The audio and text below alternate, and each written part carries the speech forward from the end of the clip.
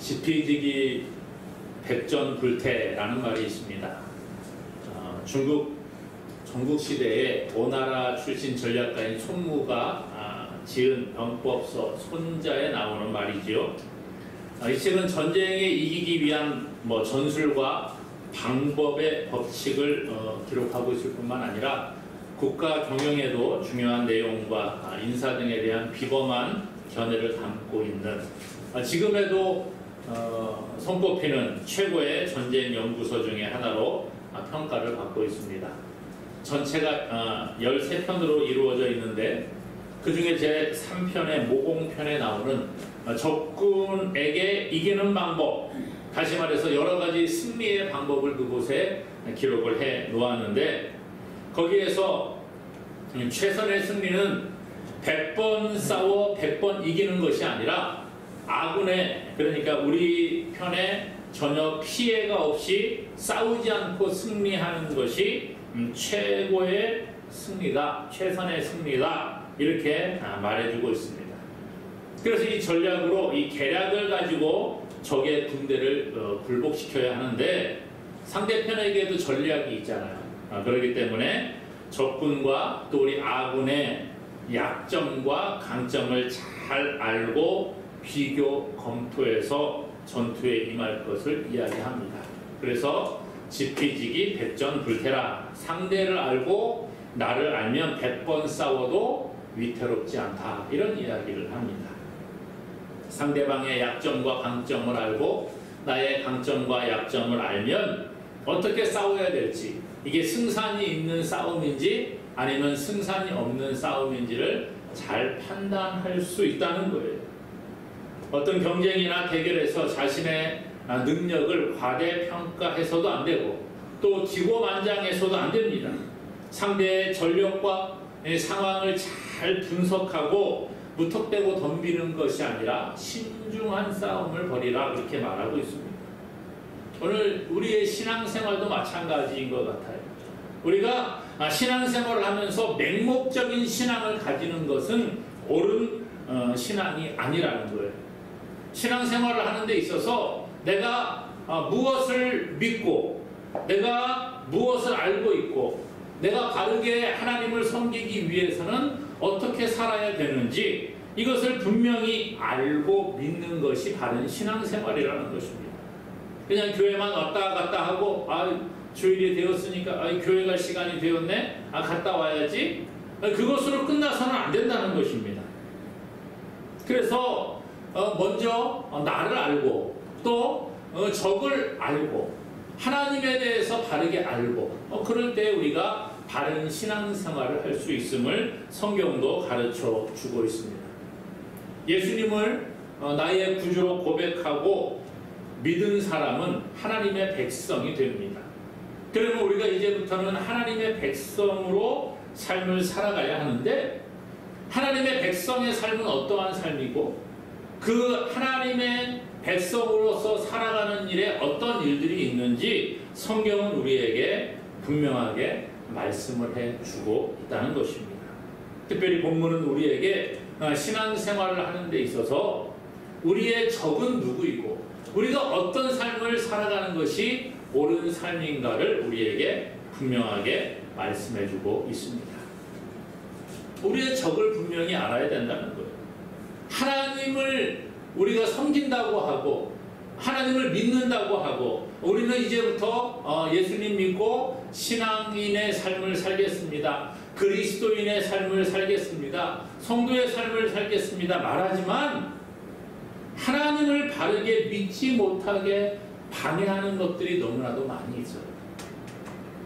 오늘 본문은 우리에게 말하기를 우리의 적은 마귀라, 그렇게 이야기를 하고 있습니다.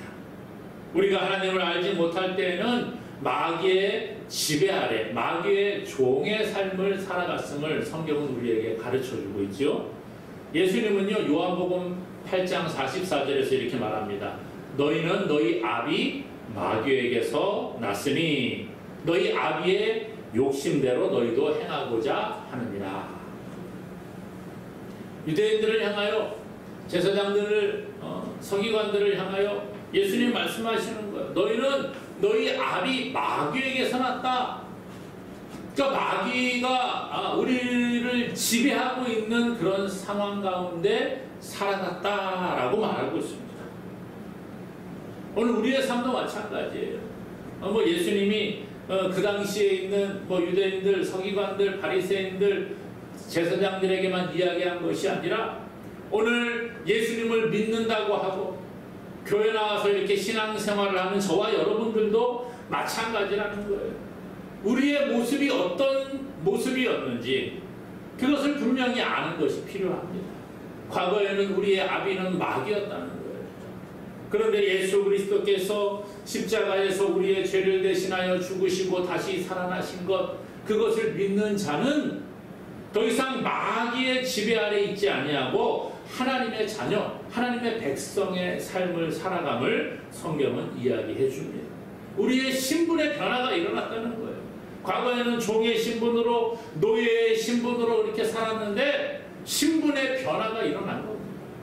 그래서 우리가 하나님의 자녀로, 성도로 부름을 받게 되고, 성도로서 세상 가운데 하나님의 부름받은 삶을 살아가기 시작을 했다는 것이죠. 세상으로부터 부름받은 자들이 성도예요. 이것을 소명이라 그렇게 말하죠. 하나님이 우리를 세상에서 부르신 겁니다. 선택하여 부르셔요. 그리고 난 다음에 그것으로 끝나는 게 아니라 다시 우리를 세상으로 보내십니다. 과거에는 세상에서 마귀의 종의 삶을 그렇게 살아가는 사람들을 하나님이 선택해서 하나님의 백성으로 부르신 다음에 다시 세상으로 보내시는데 그냥 보내시는 게 아니라 이제는 사명을 가지고 세상에 보내시는 거예요. 그래서 우리가 세상 가운데에서 하나님의 자녀의 삶을 살아가게 되는 것입니다. 그러므로 오늘 성도들은요, 더 이상 세상에 속한 자가 아니라는 거예요. 그런데 문제가 있습니다. 뭐예요? 우리의 신분은 변화가 일어났어요. 종에서 하나님의 자녀로, 하나님의 백성의 신분의 변화가 일어났습니다마는 우리의 몸은 어디에서 살아요? 아직 이 세상 가운데 살고 있다는 거예요. 그렇기 때문에 이 세상에서 하나님의 백성은 어려운 삶을 살아갈 수가 있습니다. 이 세상은 성경에 보니까 공중의 권세 잡은 자가 잠시 다스린다 그렇게 말해요. 공중의 권세 잡은 자, 성경은 이를 가리켜 사탄이라 또는 마귀라 그렇게 표현을 합니다. 그러므로 이 세상은 공중의 권세 잡은 사탄, 마귀의 지배 아래에 있는데 우리가 몸을 입고 이 땅의 삶을 살아가기 때문에 그 사탄과 싸울 수밖에 없다는 거예요. 마귀와 싸울 수밖에 없는 존재라는 거죠. 대적 관계에 있는 겁니다. 그래서 오늘 말씀은 우리에게 뭐라고 말합니까? 마귀를 대적하라 그렇게 말해요. 마귀를 대적하라, 그리하면 너희를 피하리라. 우리가 세상에서 공중의 권세 잡은 그 마귀의 지배 아래에 있는 세상에서 육신을 입고 살아가기 때문에 우리의 대적 마귀는 하나님의 백성들을 공격해 온다는 거예요. 그때 할 일이 뭡니까? 마귀를 대적하라 그렇게 말해주고 있습니다. 마귀, 헬라어로 디아볼로라는 단어로 표시가 되어져 있는데 비방가 또는 중상가 이런 뜻을 가지고 있습니다. 하나님을 대적하는 대적자요, 또한 인간을 유혹하는 존재로 성경은 표현을 해주고 있습니다.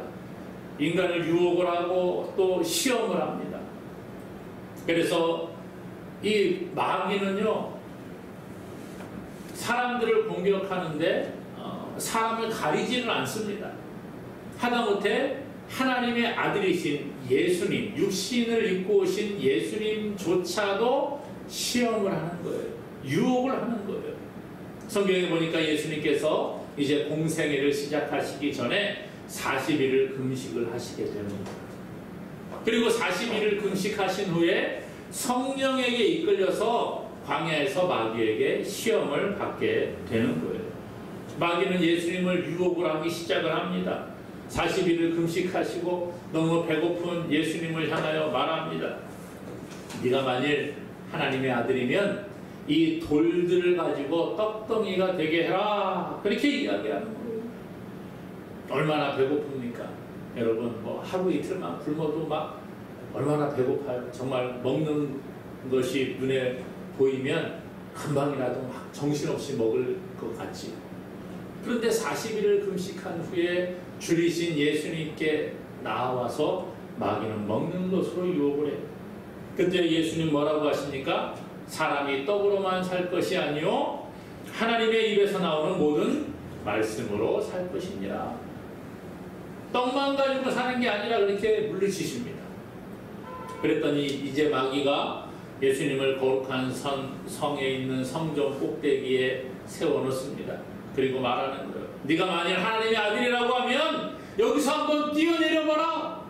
하나님이 너의 발을 부딪히지 않도록, 네가 바닥에 떨어지지 않도록 천사를 보내어 받쳐줄 거야. 이렇게 말합니다.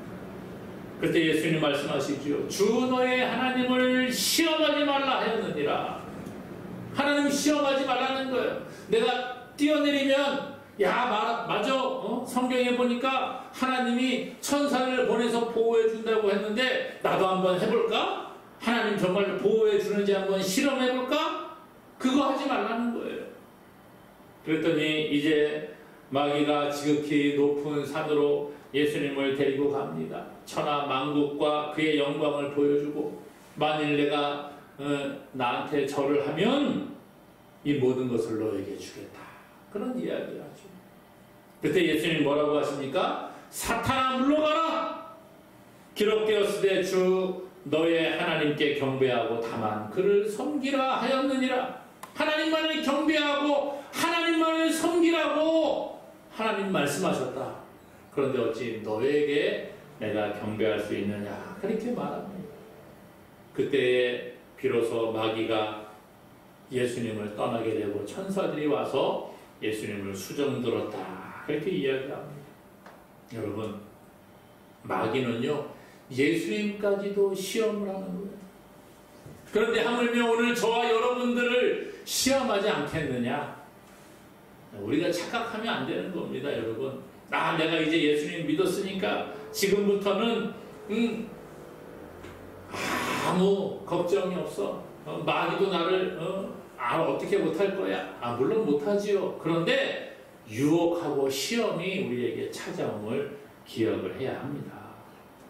마귀는 시험하는 자, 악한 자, 참소하는 자, 원수, 이 세상의 임금, 공중의 권세 잡은 자, 이렇게 성경에 기록이 되어져 있어요. 그러니까 공중의 권세를 잡고 세상을 지배하고 있을 뿐만 아니라 때로는 하나님의 백성들을 시험하고 또 하나님의 백성들에게 악한 일을 행하고 또 하나님의 백성들을 참소하는 일을 합니다. 하나님 앞에 하나님 이 사람 지옥 보내야 합니다. 이런 거 하는 것이 바로 마귀가 하는 일이라는 거예요.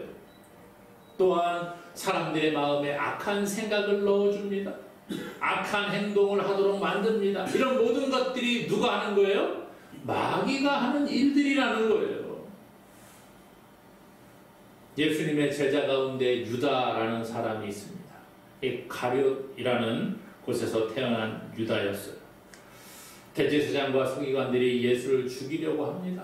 그런데 어떻게 해야지 예수를 잡아 죽일 수 있을까 고민을 합니다.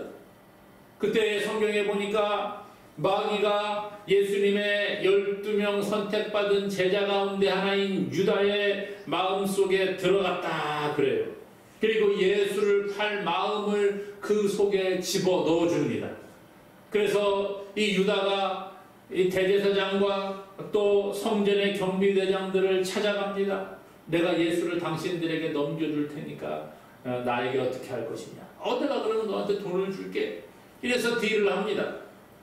그리고 나서 사람들이 없는 시간, 보통 예수님이 가는 곳마다 많은 사람들이 따라다녔거든요.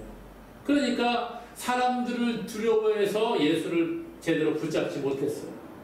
근데 예수님이 없는 시간을 이 사람들이 없는 시간에 예수님을 잡으려고 기회를 엿보았습니다. 그때 예수님께서 유월절 전날 음식을 드시고 또 제자들과 함께 만찬을 하시고 그 다음에 겟세마네라는 동산에 또 가서 기도를 하시게 됩니다.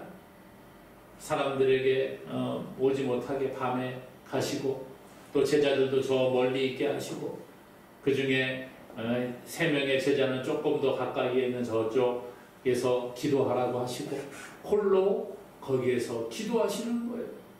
유다가 그것을 알고 있었습니다. 그래서 그날 밤에 대제사장과 성전 경비대장들을 데리고 예수님께로 가서 예수님을 십자가에 못 박도록 넘기게 되는 거예요. 마귀는 이렇게 예수님의 제자의 마음에까지 들어가서 악한 행동을 하도록 만들었다는 거예요. 그러므로 오늘 우리는요, 이 마귀의 정체를 분명히 알아야 하는 것입니다. 마귀는 다투는 자요, 우리 안에 싸움을 넣어주고 정욕적인 마음을 가지게 하는 그러한 악한 짓을 하고 있다는 것입니다. 그래서 오늘 본문은 우리에게 뭐라고 해요? 이렇게 우리에게 나쁜 마음을 넣어주고 하나님을 믿지 못하게 방해하고 그러한 마귀를 대적하라, 그렇게 이야기하는, 대적하라, 대항하라, 거역해라, 대적해서 반대편에 서 있어라, 그런 이야기예요.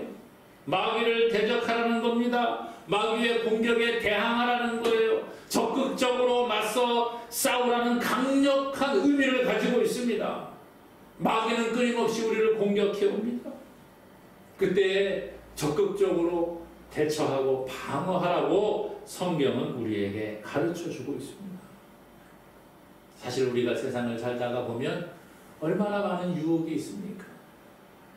때로는 달콤한 속삭임으로 우리를 유혹하기도 합니다.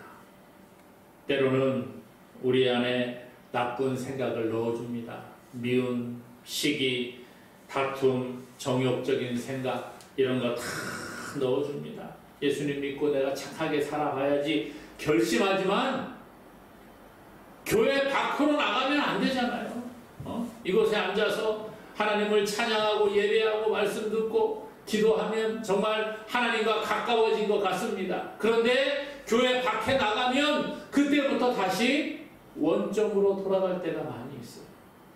아니, 세상 가운데 나아가서는 착하게 살아야지, 나쁜 생각 버려야지 그러지만 나가면 어떻습니까? 우리를 힘들게 하는 것들이 얼마나 많습니까? 교회 밖에 나가면 우리를 넘어뜨리기 위해서 온갖 비난과 공격이 난무합니다. 때로는 우리를 유혹하는 수많은 세상의 문화들이 있습니다. 분열과 다툼을 가져다주고 미워하게 만들고 때로는 정욕적인 향락에 빠지게 만들기도 한다는 거예요. 마귀는 여러 가지 방법으로 우리를 공격해 옵니다. 그러므로 어떻게 해야 된다고요? 마귀를 대적하라!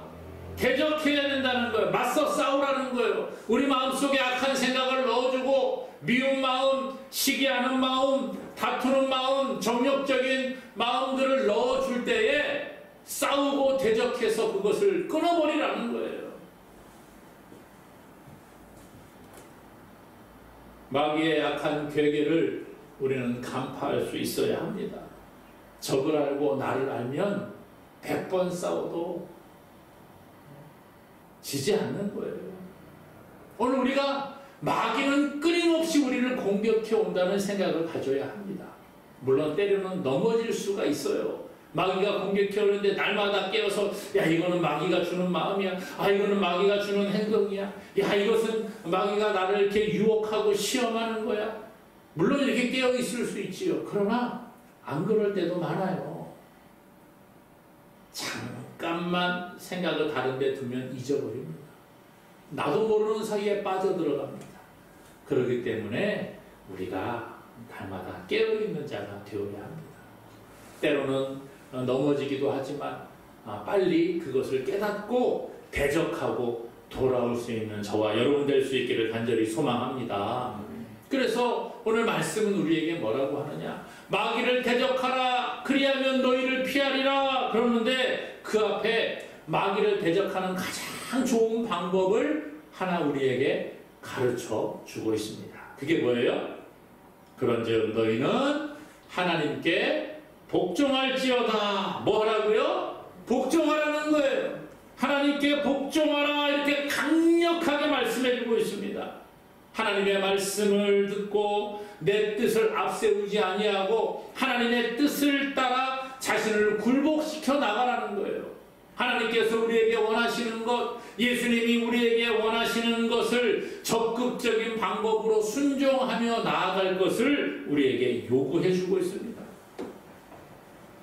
그리스도인이라 하나님의 백성이 된다고 하는 것은 예수님을 나의 구주로 모시는 거예요.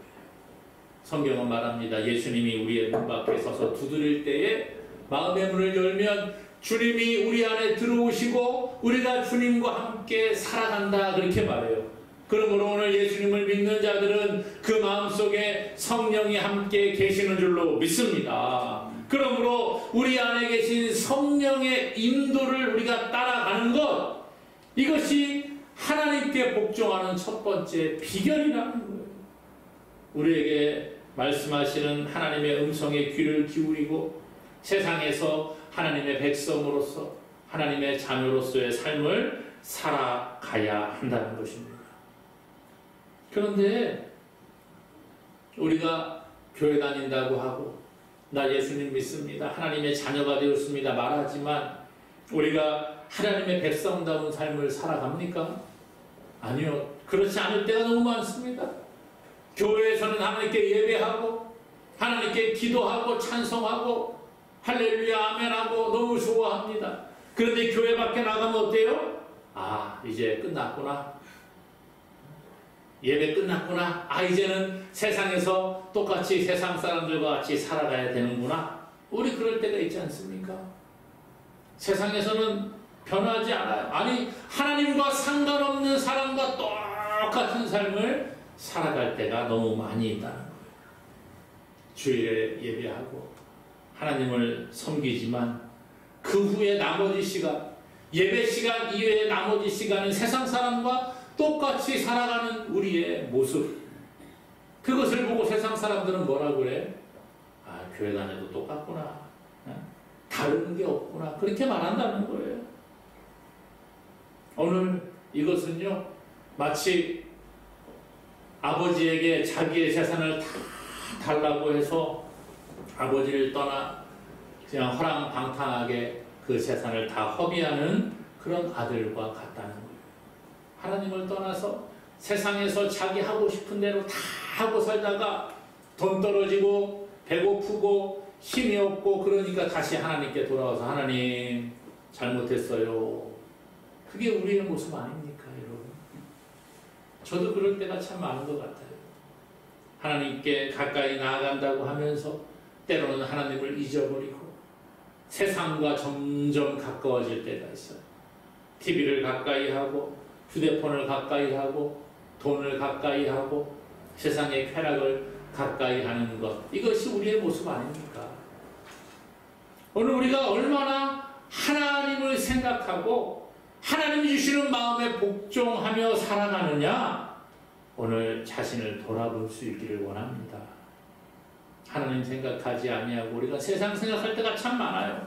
아니, 교회에 나와서 이렇게 예배의 자리에 앉아 있으면서도 생각은 다른 곳에 가 있을 때가 참 많이 있다는 거예요.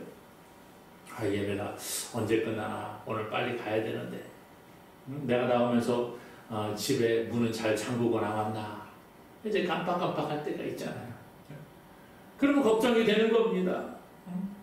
그러면서 이것저것 이렇게 돌아보다 보면 신경이 쓰이는 게, 오늘 왜 이 사람은 왜 안 보일까? 어디 갔을까?